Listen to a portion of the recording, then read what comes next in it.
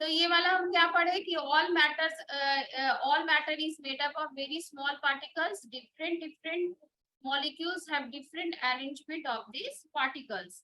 तो यहाँ पे देखो सॉलिड वाले स्ट्रक्चर को देखो अच्छे से, यहाँ पे बोर्ड पे हम ड्रॉ किए हैं कि सॉलिड्स के जितने पार्टिकल्स है वो उसके बीच में कोई भी स्पेस नहीं है और वो फ्रीली मूव नहीं कर पाता है। तो solids have a fix shape and fix volume. ठीक है, ये हो गया। नेक्स्ट आप देखो इन लिक्विड, लिक्विड में क्या बोला गया है, in liquids the particles are less tightly packed, इतना टाइटली पैक्ड नहीं होता है, थोड़ा थोड़ा जगह रहता है, and can move a little, liquid have a definite, liquids have a definite volume, उसका वॉल्यूम तो डेफिनिट रहता है but do not have a fix shape, उसका फिक्स शेप नहीं रहता लेकिन डेफिनिट वॉल्यूम रहता है। अगर हम बोले ना कि कोई भी एक शेप का कंटेनर में उसको डाल देंगे, जैसे ग्लास में डालेंगे तो ग्लास का शेप ले लेगा, कोई और बोल में डालेंगे तो वो बोल का शेप ले लेगा, कोई भी चीज में हम डालते जाए तो वो अलग अलग शेप का दिखाएगा। ठीक है, यहाँ पे देखो इसलिए हम ड्रॉ करके दिखाए हैं कि लिक्विड में क्या है, टाइटली पैक्ड नहीं है, पार्टिकल्स टाइटली पैक्ड नहीं है, लूजली पैक्ड है। नेक्स्ट गैसियस पार्टिकल्स में देखो in gases the particles have very little hold on each other. देखो यहाँ पे पार्टिकल्स जो है एरो दिया हुआ है, ये यहाँ से इतना दूर जा पाएगा, फिर ये इधर से इधर जा पाएगा, तो ये फ्रीली मूव कर पाता है। They can therefore move far apart from each other, hence gases have neither a fix shape nor definite volume. तो इसका डेफिनिट शेप और डेफिनिट वॉल्यूम होता ही नहीं है। देखो यहाँ पे हम गैस ड्रॉ किए थे तो पार्टिकल्स बहुत दूर दूर फैला हुआ है, स्प्रेड किया हुआ है। ठीक है, तो ये नेचर ऑफ मैटर है। नेचर ऑफ मैटर का तीन स्टेट होता है, एक है सॉलिड स्टेट, लिक्विड स्टेट और गैसियस स्टेट। इसका एग्जांपल पूछा जाएगा कि सॉलिड स्टेट का एग्जांपल दो, क्या हो जाएगा, वुड होगा, फिर मेटल्स होगा, स्टील्स, आयरन, ये सारे क्या है, सॉलिड है। लिक्विड का एग्जांपल वाटर हो जाएगा, ऑरेंज जूस, कोई भी लिक्विड सब्सटेंस, केरोसिन।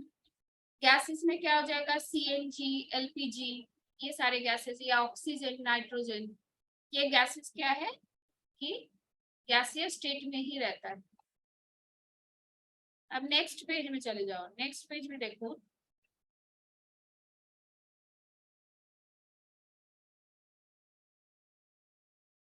यहाँ पे एक्टिविटी दिया गया है कि add more names of a few things which differ on the basis of their appearances and feel।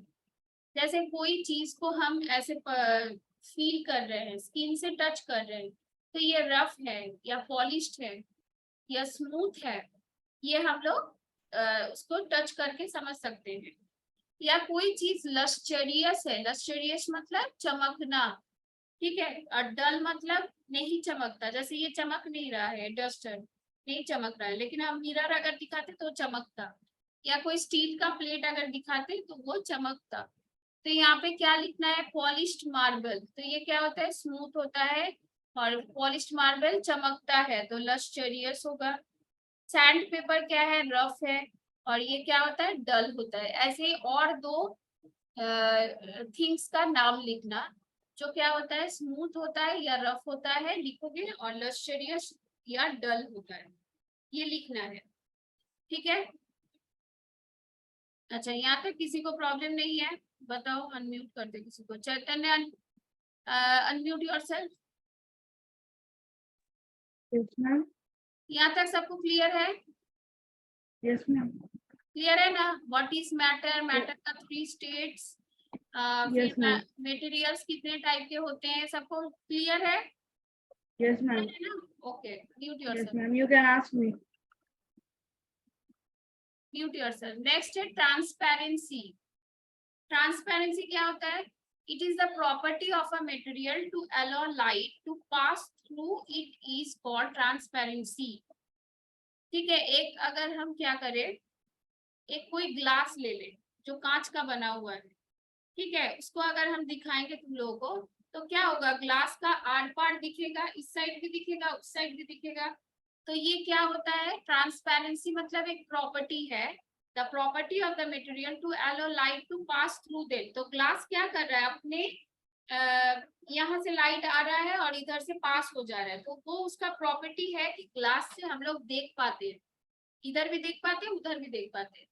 तो ट्रांसपेरेंसी ग्लास का एक प्रॉपर्टी है। One can see through a transparent material. ठीक है, ट्रांसपेरेंट मटेरियल से हम लोग कुछ भी देख सकते हैं, इधर भी उधर भी। नेक्स्ट है activity 3, take an empty glass tumbler, hold it against light and look through it.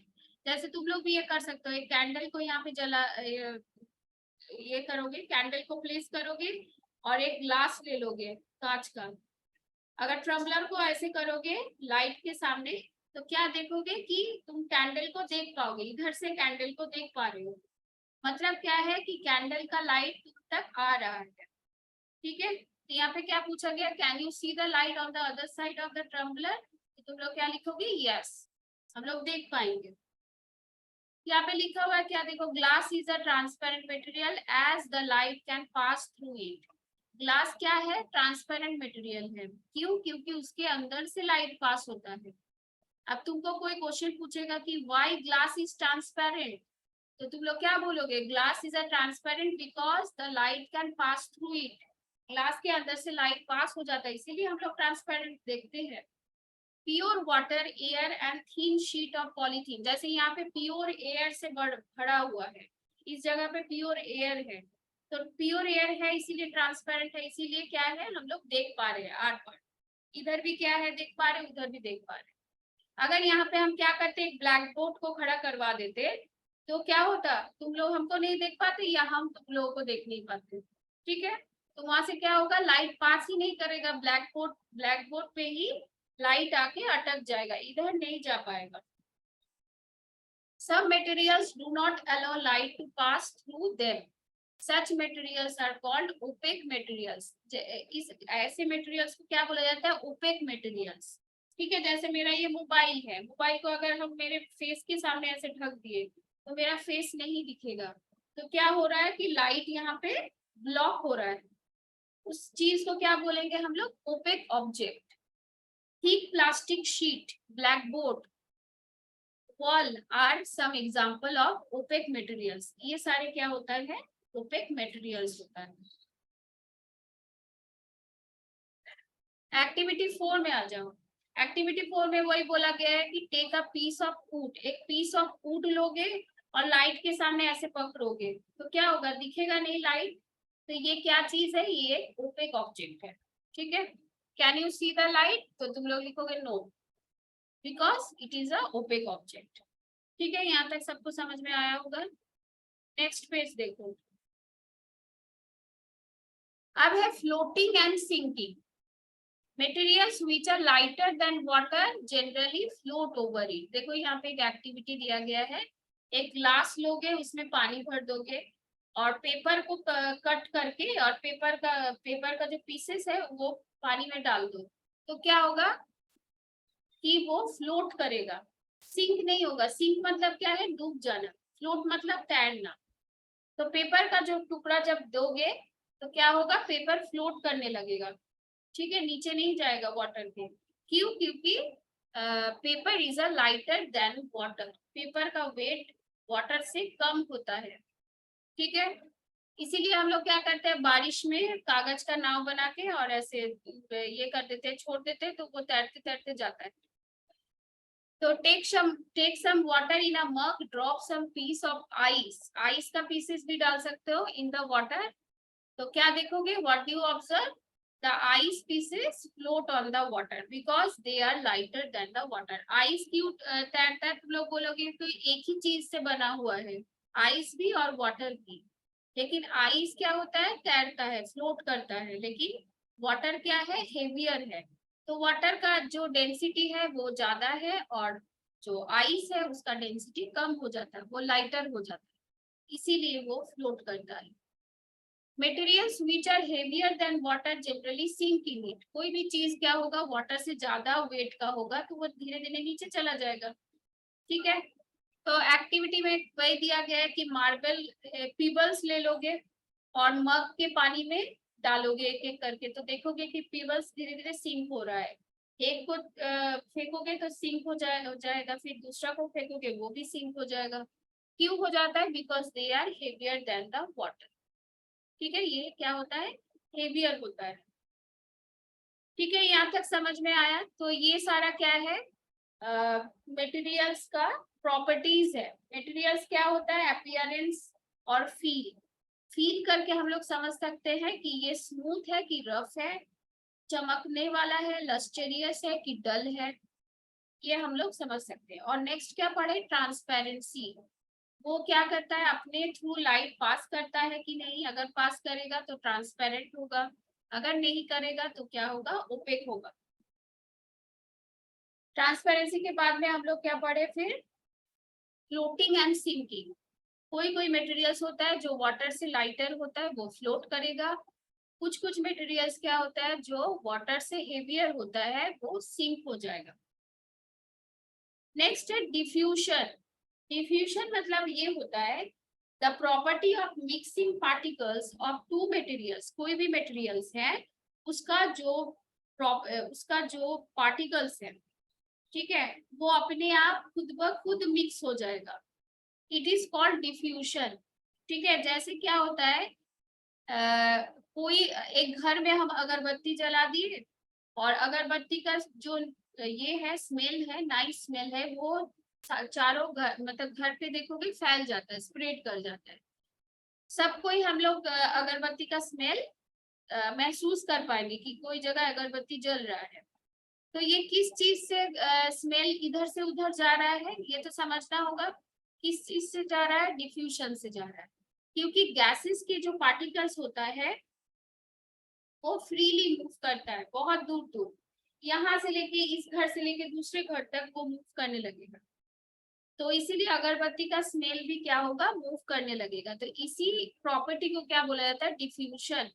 ठीक है, the property of mixing of particles of two materials on their own is called diffusion. अपने आप मिक्स होगा, ये नहीं कि हम लोग जबरदस्ती मिक्स करवा रहे हैं, ऐसे नहीं, अपने आप वो मिक्स होते जाएगा। नेक्स्ट है liquid. Liquid diffuse into each other quite slowly. अब डिफ्यूजन किस किस मैटर के स्टेट में होता है? गैसियस में ज्यादा होता है और लिक्विड में भी होता है, लेकिन सॉलिड में नहीं होगा। जहाँ पे मटेरियल्स मूव ही नहीं करता है वहां पे डिफ्यूजन नहीं हो पाएगा। ठीक है, this is because particle in a liquid are not so free to move as they are in the gas. तो गैसेस में जितना जल्दी होगा लिक्विड में उतना जल्दी नहीं होगा। तो ये कैसे देखोगे? एक्टिविटी दिया हुआ है, इसको देखो। चैतन्य, अनम्यूट योरसेल्फ। Yes, ma'am. ये वाला जो एक्टिविटी है इसको धीरे धीरे पढ़ो तो। Take some clear water in a beaker and put it few drops of blue ink in the water. You will see that the blue ink spreads slowly in the water. This shows that how one liquid is diffused into other liquid.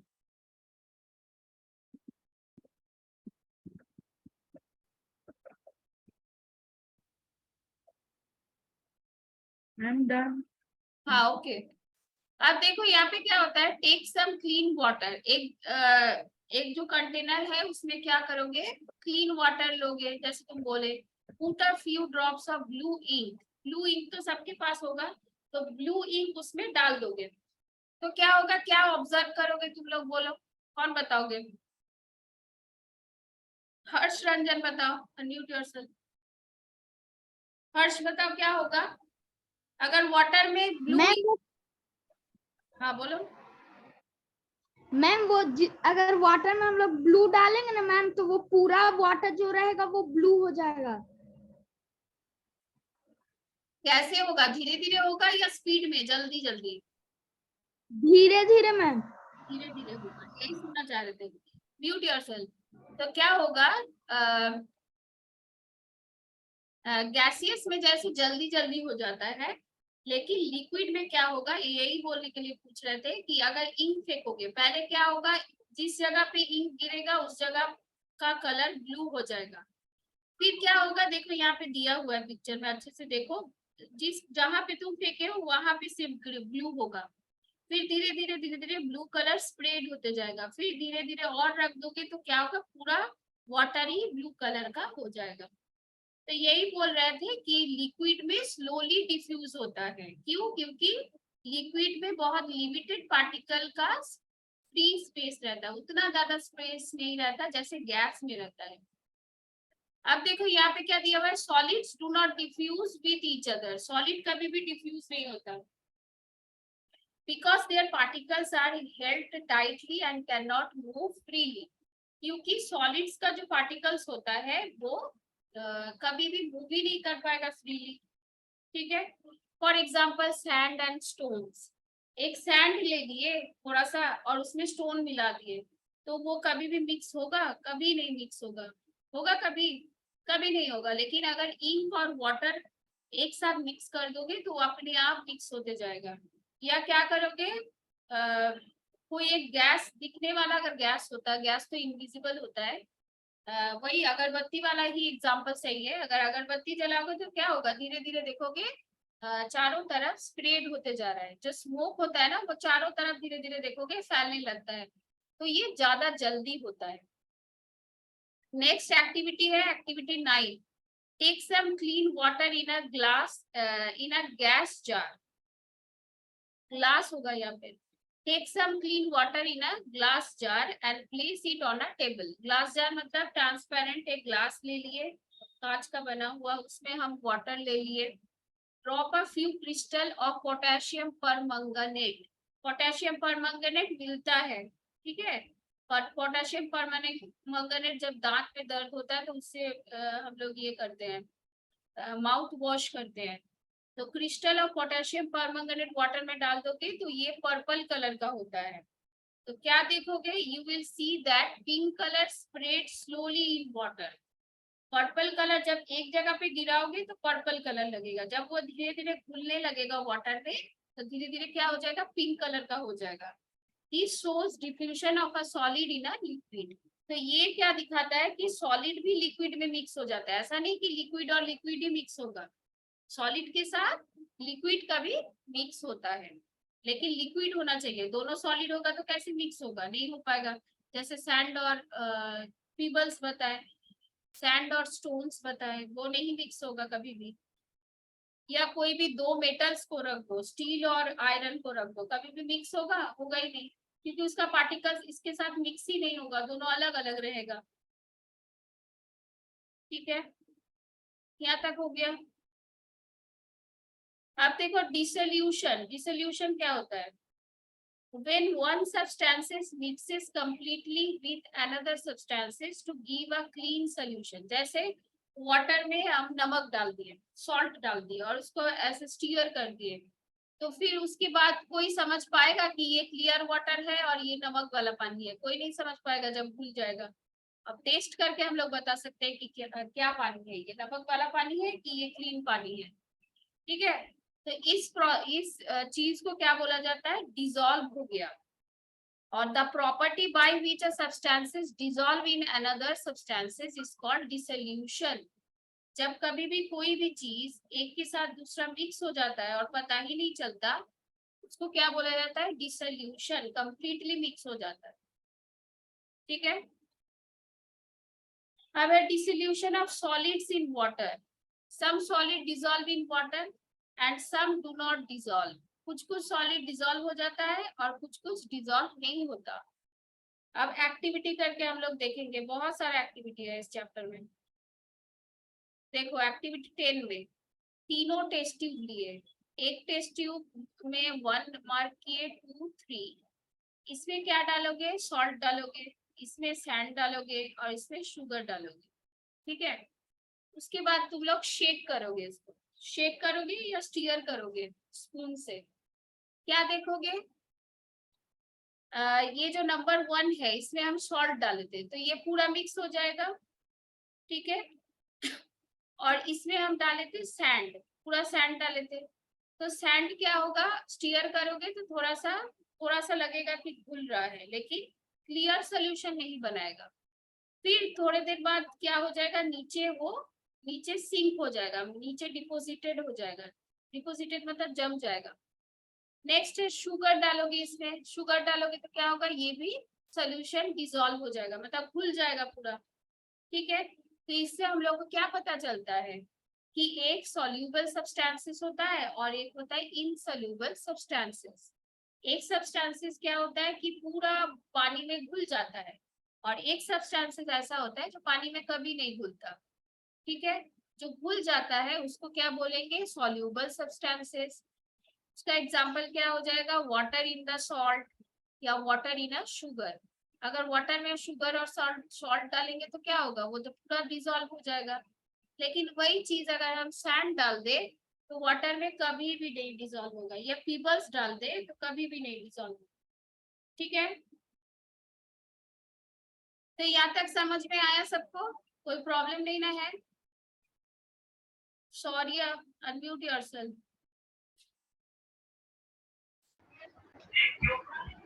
Yes ma'am. यहाँ तक तो मैं समझ में आया ना? What ma'am? सारा कुछ समझ में आ गया? यस मैम, मैं थोड़ा लेट हो गया था। ठीक है, mute yourself.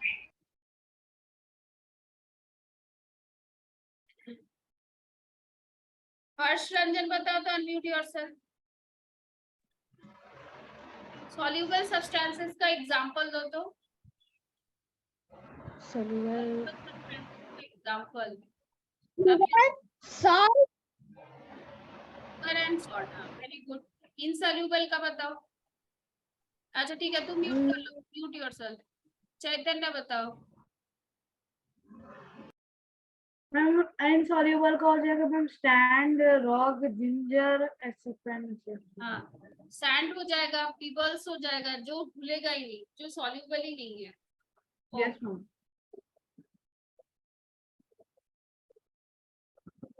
तो तुम लोग इस चैप्टर को अच्छे से पढ़ना जहां तक हम पढ़ाए हैं। ठीक है, okay nature ma'am. Of matter. और इसको फिर नेक्स्ट डे हम पूछेंगे, मंडे क्लास है मेरा। ठीक है, तो ये चैप्टर तुम लोग एक बार रीड करोगे, ठीक है, और पढ़ के आना, रिलेटेड क्वेश्चन हम पूछेंगे। ठीक है, ओके, देन बाय बाय।